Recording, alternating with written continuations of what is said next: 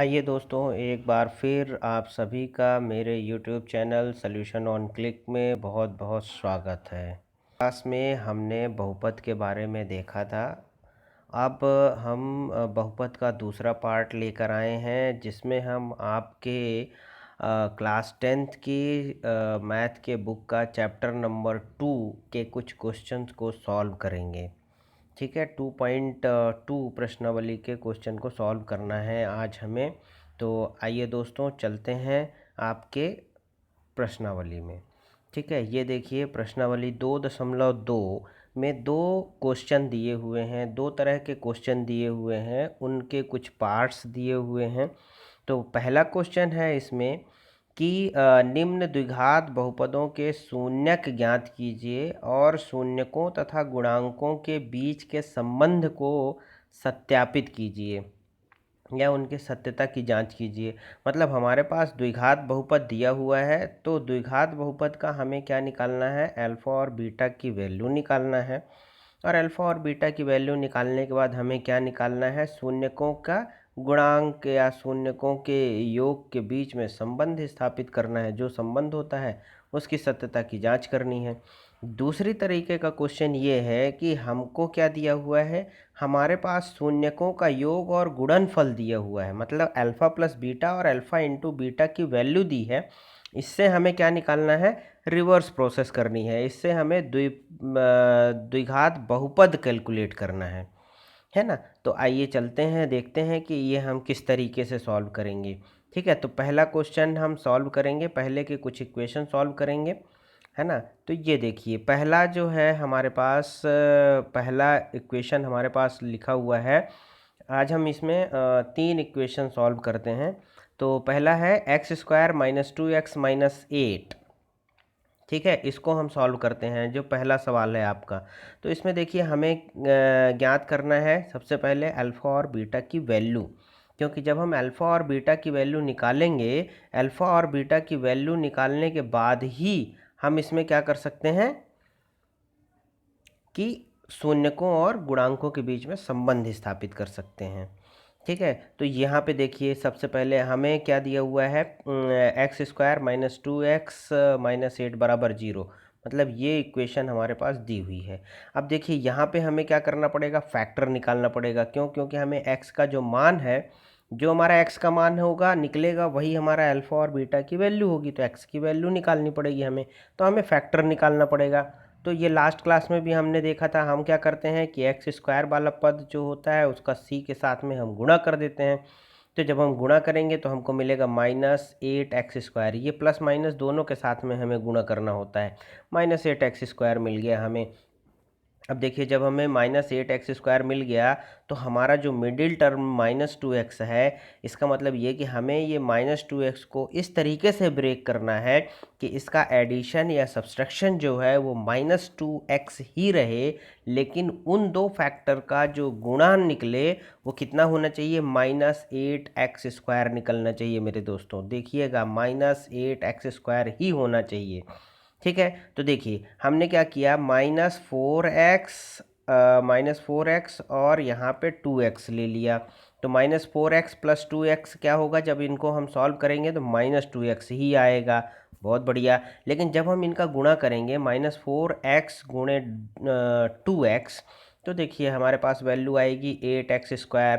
बिल्कुल सही। मतलब कि हमारा जो फैक्टर है -4x और 2x वो बिल्कुल सही है। ठीक है, अब आगे चलिए इसमें देखते हैं। अब जब हमारा ये फैक्टर हो गया, तो हमने क्या किया अपने इक्वेशन में हमने x² - 4x + 2x - 8, मतलब इस मिडिल टर्म को हम क्या लिख सकते हैं, -4x + 2x - 8 बराबर 0। ये हो गया हमारे पास। अब देखिए इसको हमने दो अलग अलग पार्ट में ब्रेक कर लिया। एक को लिख लिया हमने x² - 4x का एक ग्रुप बना लिया और 2x - 8 का एक ग्रुप बना लिया।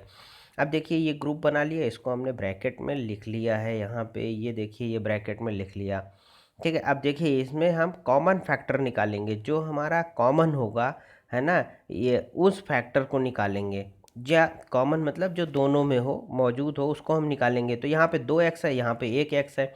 मतलब एक एक्स बाहर निकाला जा सकता है, तो हमने यहाँ पे एक एक्स बाहर निकाल लिया। अंदर क्या बचा, x-4 बचा।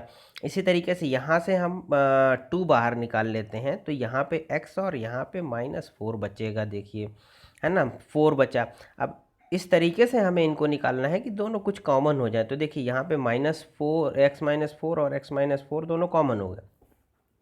अब जब हम x-4 निकाल लेंगे इससे x-4, तो अंदर क्या बचेगा, x+2।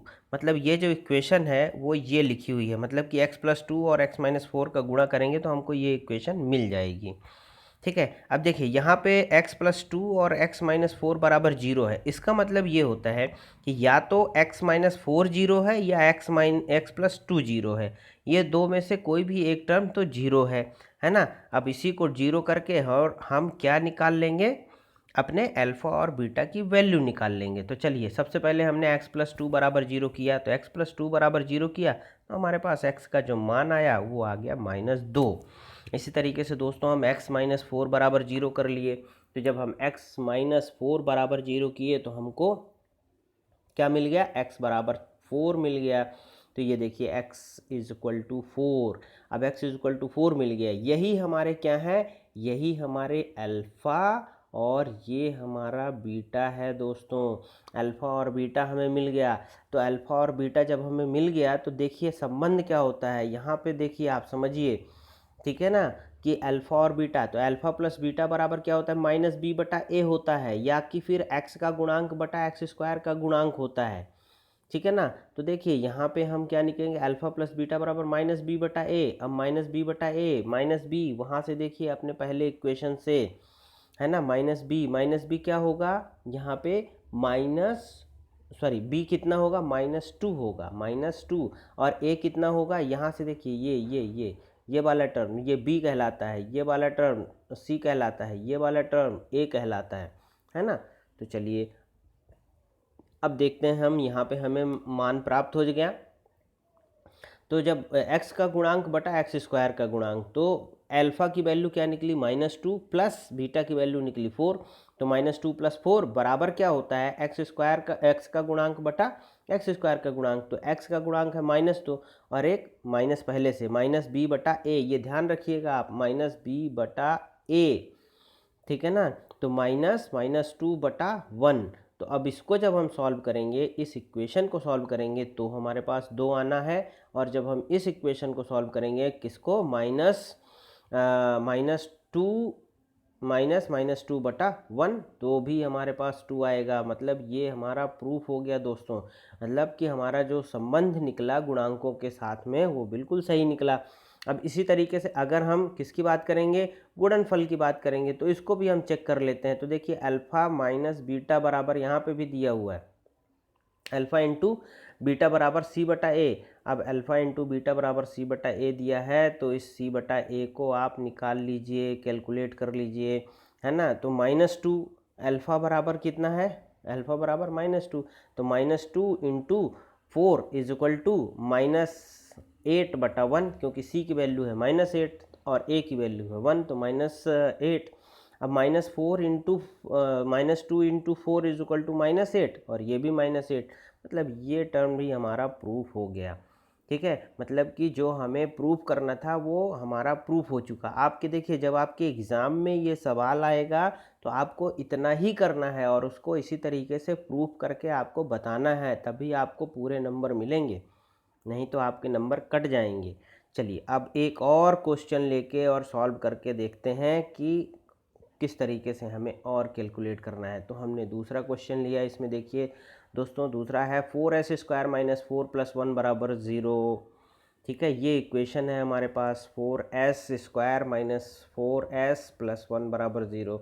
अब सेम वैसा ही फैक्टर निकाल लेंगे। -4s को इस तरीके से ब्रेक करना है कि एडिशन और सब्सट्रैक्शन उसका 4s ही रहे, लेकिन उन्हीं दो टर्म का अगर हम मल्टीप्लिकेशन करें तो वो टर्म हमारा कितना होना चाहिए, ये c और a वाले टर्म के गुणनफल के बराबर होना चाहिए। तो 4s² ही आएगा, तो 4s के बराबर होना चाहिए। तो हमने लिखा -2s और -2s जो होगा वो -4s होगा, बिल्कुल सही। और इन दोनों का अगर हम गुणा निकालेंगे तो प्लस का 4s² आएगा।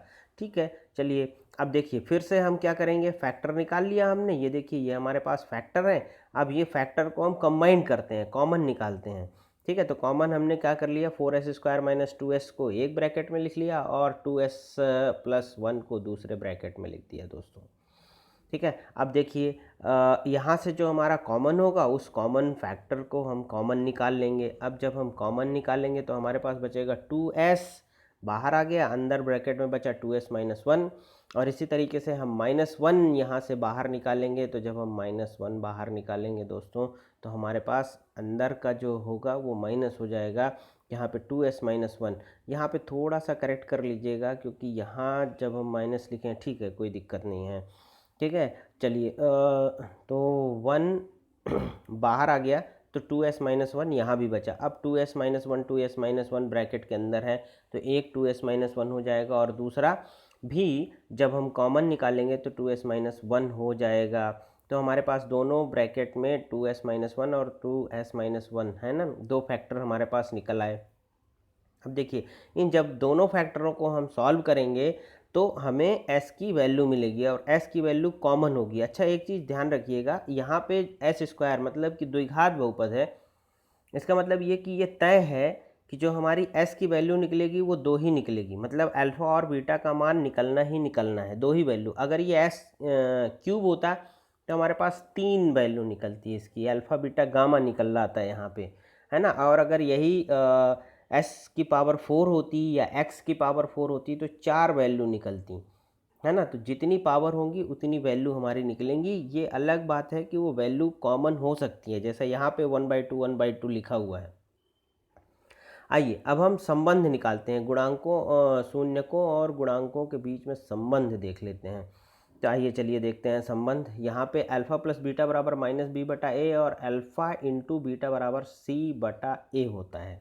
अब a बराबर क्या है यहाँ पे, अल्फ़ा बराबर 1/2 और बीटा बराबर भी 1/2 और a b c की वैल्यू हमें इक्वेशन से पता है, a बराबर 4, b बराबर -4 और c बराबर 1 है ना। अब इसको सॉल्व कर लीजिए, अल्फ़ा प्लस बीटा अगर सॉल्व करेंगे तो अल्फ़ा की वैल्यू 1/2, बीटा की वैल्यू भी 1/2, 1/2 प्लस 1/2 इक्वल टू क्या हो गया, -4 डिवाइडेड बाई 4 हो गया। तो अब यहाँ पे ये माइनस माइनस प्लस हो जाएगा, डिवाइडेड बाई 4 1 हो जाएगा और हाफ प्लस हाफ मतलब 1/2 कितना है, 1/2 मतलब 98 प्लस 98 1 रुपये हो गए, 1/2 प्लस 1/2 1 हो गया। तो 1 is equal to 1, that is proved. ठीक है, दैट इज प्रूव्ड, मतलब जो हमने निकाला और जो हमारा फॉर्मूला है वो भी दोनों इक्वल हो गए। अब इसी तरीके से alpha into beta is equal to c/a होता है, तो अब इसको भी सॉल्व कर लीजिए। अब 1/2 इंटू 1/2 इज इक्वल टू 1/4, 1/4 यहाँ पे हमने इज इक्वल टू नहीं लिखा, हमने c/a लिखा है। c की वैल्यू है 1 और a की वैल्यू है 4। अब ये दोनों left hand is equal to right hand होना चाहिए, तो ये left hand is equal to right hand हो गया, 1/4 इज इक्वल टू 1/4 हो गया, दैट इज प्रूव्ड। चलिए एक आध क्वेश्चन और सॉल्व करके अपन देख लेते हैं। ठीक है, ये एक और क्वेश्चन है 2.2 प्रश्नावली के पहले क्वेश्चन का सब पार्ट है, फोर्थ, है ना, चौथे नंबर का सवाल देखिए। अब आप इसमें है 4u² प्लस 8u। अब भाई इसमें c टर्म है ही नहीं है, c वाला टर्म नहीं है, घबराने की कोई बात नहीं, c वाला टर्म नहीं है तो क्या हुआ, हमें फैक्टर निकाल के हमारा मोटिव ये है कि हमें जो हमारा वेरिएबल है उसका मान निकल आए। तो देखते हैं किस तरीके से इसका मान निकलेगा। यहाँ पे देखिए 4u² plus 8u is equal to 0, c नहीं है, फैक्टर निकालने की ज़रूरत नहीं है। यहाँ पे दिख रहा है कि 4u कॉमन है तो 4u हमने कॉमन ले लिया, ब्रैकेट के अंदर बचा u plus 2 is equal to 0। अब इन दो टर्म का मल्टीप्लिकेशन 0 है, इसका मतलब ये या तो पहला वाला टर्म 0 है या दूसरा वाला टर्म 0 है, तो दोनों को 0 पुट करके देख लीजिए।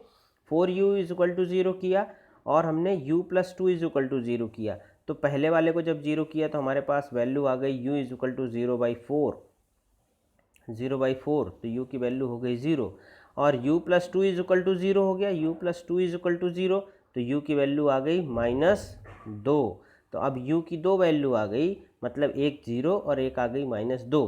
यही हमारी दोनों वैल्यू जो हैं वो अल्फ़ा और बीटा की वैल्यू होंगी, अल्फ़ा और बीटा की वैल्यू आ गई।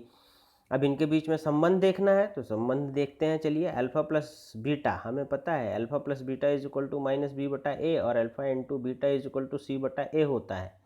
और अल्फ़ा बराबर 0 और बीटा बराबर -2 है। और ए और बी और सी की वैल्यू देख लेते हैं। तो ए बराबर 4, a is equal to 4, b is equal to 8 and c is equal to 0 है ना। अब इसमें वैल्यू पुट करेंगे, alpha plus beta is equal to -b बटा ए। तो यहाँ पे वैल्यू पुट करके जब हम सॉल्व करेंगे इसको, तो देखिए ये आ गया हमारे पास -2 इज इक्वल टू -2, क्योंकि 0 plus -2 is equal to -8 divided by 4। अब -8 डिवाइडेड बाई 4 सिर्फ और सिर्फ फॉर्मूले का माइनस, ये तो प्लस है तो यहाँ पे माइनस लगना नहीं है ना। तो -2 is equal to -2, that is proved. इसी तरीके से हम अल्फ़ा इंटू बीटा की वैल्यू देख लेंगे, गुणांकों के बीच में संबंध। तो alpha into beta is equal to c by a होता है। तो अल्फ़ा की वैल्यू 0 इंटू बीटा की वैल्यू -2, तो 0, और 0 बाई 4 इज इक्वल टू 0। ये देखिए, है ना। तो ये भी प्रूव्ड हो गया।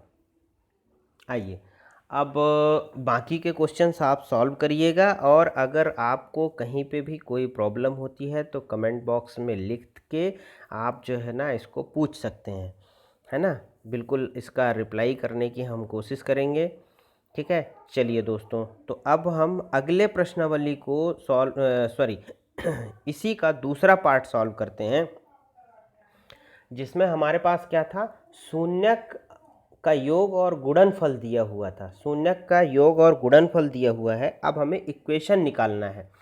तो देखिए यहाँ पे दो हैं, 1/4 -1 √2 और 1/3। अच्छा एक चीज़ है, यहाँ पे अल्फ़ा और बीटा का मान नहीं दिया है, इसमें बिल्कुल कंफ्यूज मत होइएगा। अल्फ़ा और बीटा का मान नहीं दिया है, यहाँ पे अल्फ़ा प्लस बीटा और अल्फ़ा इंटू बीटा की वैल्यू दी हुई है। ये चीज़ बिल्कुल ध्यान रखिएगा आप है ना। तो चलिए इसका फर्स्ट क्वेश्चन सॉल्व करने की कोशिश करते हैं। तो हम एक जनरल इक्वेशन ले लेते हैं कि एक जनरल इक्वेशन है ax² plus bx plus C is equal to 0, है ना। अब देखिए यहाँ पे अल्फ़ा और बीटा क्या होते हैं ये हमें पता है। अल्फ़ा प्लस बीटा और अल्फ़ा इंटू बीटा क्या होता है, alpha plus beta is equal to होता है -b बटा a, और alpha into beta is equal to होता है c बाई ए, है ना। अब देखिए हमें यहाँ पे क्वेश्चन में हमें दिया हुआ है कि alpha plus beta is equal to 1/4 और alpha into beta is equal to -1। ये देखिए दोनों चीज़ें दी हुई हैं। अब हम इन दोनों से हमें क्या करना होगा, हमें ए बी सी की वैल्यू ज्ञात करनी होगी। तो हम कंपेरिजन कर लेंगे, -b बटा ए इज इक्वल टू 1/4। अब इसको इक्वल कर लीजिए, और यहाँ पे c by A is equal to -1। तो अब a की वैल्यू निकाल लीजिए कि a की वैल्यू क्या होगी। अब यहाँ से पहले वाले में से अगर हम देखें -b divided by a is equal to 1/4, इसका मतलब ये कि यहाँ पे a इज इक्वल टू 4 आ रहा है ना। a इज इक्वल टू क्या आ रहा है, a इज इक्वल टू 4 आ रहा है। लेकिन यहाँ पे अगर हम देखते हैं तो यहाँ पे तो नहीं दिया हुआ है। इसका मतलब ये कि इसमें ऊपर कुछ ना कुछ मल्टीप्लाइड हुआ होगा, जिसके कारण हमारा 4 डिवाइड हो गया होगा, है ना। तो इसमें कुछ इस तरीके से मल्टीप्लाइड करके हम निकाल सकते हैं, ठीक है ना। तो यहाँ पे 4 और 4 को मल्टीप्लाइड कर दीजिए। तो जब आप मल्टीप्लाइड कर देंगे c बाई ए होता है, और c बाई ए ये माइनस आ रहा है। इसका मतलब ये कि कुछ टर्म्स इसमें माइनस के होंगे, है ना। तो यहाँ पे value c is equal to -4 आ रही है, ठीक है ना। तो -4 क्यों आएगी, क्योंकि यहाँ पे जो है b का मान भी क्या हो रहा है, प्लस में आ रहा है। इसका मतलब ये कि हमारा जो b है वो या तो b हमारा माइनस होगा या c हमारा माइनस होगा, क्योंकि फैक्टर हमारे दोनों क्या हो रहे हैं, मल्टीप्लिकेशन या डिवीज़न में हमारा जो साइन वैल्यू है वो क्रॉस हो रहा है ना। तो ये तो तय बात है कि a जो है वो 4 होगा। अब प्लस होगा या माइनस होगा वो आप इक्वेशन में यहाँ पे सेटिस्फाइड करा के और देख सकते हैं कि क्या होगा ये, है ना। तो यहाँ पे हमारे पास आना चाहिए -4, है ना। क्यों, क्योंकि यहाँ पे प्लस वैल्यू आ गई। तो a की वैल्यू क्या आ गई, a की वैल्यू आ गई 4, a की वैल्यू क्या आ गई 4। और देखिए b की वैल्यू क्या हो गई, b इज इक्वल टू -1। अब -1 क्यों हो गया, क्योंकि यहाँ पे +1 है, ऊपर देखिए +1 है। मतलब प्लस कब हो सकता है, जब एक माइनस पहले से इसमें हो। तो b इज इक्वल टू -1। अब c की वैल्यू देखिए, c की वैल्यू -4, है ना।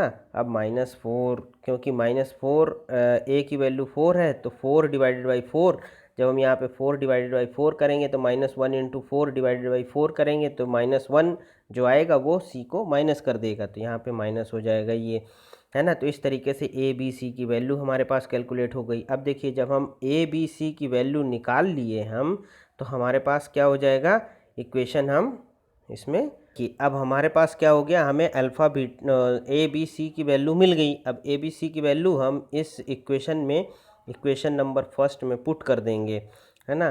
तो जब हम इस इक्वेशन नंबर फर्स्ट में, ये इक्वेशन नंबर हमारा फर्स्ट मान लेते हैं, तो इस इक्वेशन नंबर फर्स्ट में ए बी सी की वैल्यू पुट कर देंगे तो हमें द्विघात बहुपद मिल जाएगा। ये देखिए द्विघात बहुपद मिल गया। इसी तरीके से और दूसरे क्वेश्चन सॉल्व करने की कोशिश करते हैं, ठीक है। तो यहाँ पे देखिए एक और क्वेश्चन हम सॉल्व कर लेते हैं, वही आपके दूसरे क्वेश्चन का दूसरा पार्ट सॉल्व करते हैं।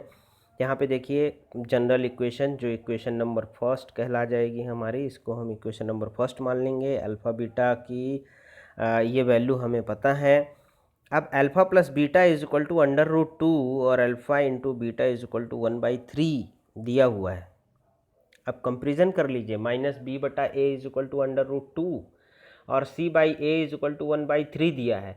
अब मेन पार्ट आता है आपके a का। अब यहाँ पे a की वैल्यू क्या आ रही है, यहाँ पे तो 1 आ रही है, लेकिन यहाँ पे क्या है, 3 है। इसका मतलब ये कि वैल्यू कहीं ना कहीं 3 है a की, तो हम यहाँ पे भी इसको हम क्या बना लेंगे, 3 बना लेंगे। तो यहाँ पे देखिए हमने क्या किया, 3 का ऊपर नीचे मल्टीप्लाइड और डिवाइड कर दिया, तो 3 डिवाइडेड बाई 3 कर दिया। अब कंपेरिजन इजी हो जाएगा, है ना। तो यहाँ से देख लीजिए जब हमने ये कर दिया तो हमें a की वैल्यू मिल गई 3, है ना। अब b की वैल्यू क्या हो गई, b की वैल्यू क्या हो गई, -3 √2, माइनस का 3 √2। अब आपको बताने की ज़रूरत नहीं है माइनस क्यों आ गया यहाँ पे, ठीक है, आपको बिल्कुल पता होगा क्योंकि फॉर्मूले में माइनस है और यहाँ पे वैल्यू आ रही प्लस। इसका मतलब ये कि एक माइनस हमारे इक्वेशन में है, ठीक है। और c की वैल्यू यहाँ पे देख लीजिए, प्योरली हमें पता है, ये देखिए c की वैल्यू हमें यहाँ से दिख रही है। c की वैल्यू c की वैल्यू क्या है, 1 आ रही है। c की वैल्यू 1 आ गई। अब c की वैल्यू 1 है। अब a b c की वैल्यू हमें पता चल गई। अभी इस a b c की वैल्यू हम इस इक्वेशन नंबर 1 में रख देंगे तो हमें हमारा बहुपद मिल जाएगा। अब ये बहुपद हमें प्राप्त हो गया। अब देखिए इसी तरीके से एक और क्वेश्चन है, इसको सॉल्व किया है हमने। यहाँ पे देखिए आपका है क्वेश्चन नंबर 5th, तो इस क्वेश्चन नंबर 5th को भी सॉल्व किया हुआ है। ये इक्वेशन नंबर फर्स्ट हमारा हो जाएगा, है ना।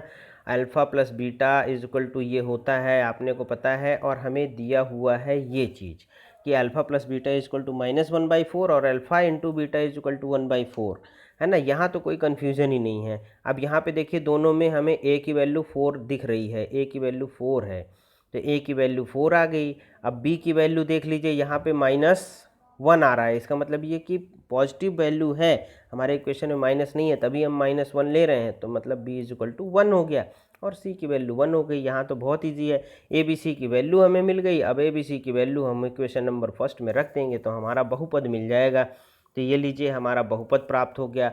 अब दोस्तों ये हमारे प्रश्नावली के क्वेश्चन जो हैं हमने आपको बता दिए। जो क्वेश्चन बचे हुए हैं उनको आप सॉल्व करिए, और अगर कोई प्रॉब्लम आ रही है तो कमेंट में आप लिख के और मुझे बता दीजिए कि सर ये प्रॉब्लम है, तो उसको हम सॉल्व करने की कोशिश करेंगे। और अगले वीडियो में हम नेक्स्ट आपकी प्रश्नावली को सॉल्व करने की कोशिश करेंगे, उसको सॉल्व करेंगे और देखेंगे कि उनको हम किस तरीके से सॉल्व कर सकते हैं। और दोस्तों अगर ये वीडियो आपको अच्छे लगते हैं, अच्छा लगा आपको, तो आप लाइक कर दीजिएगा, सब्सक्राइब कर लीजिएगा चैनल को, ताकि आप जब आगे हम वीडियो डालें तो आपको पता चल जाए। और इस लॉकडाउन ड्यूरेशन में घर में रहिए, सेफ रहिए और पढ़ते रहिए। Thank you.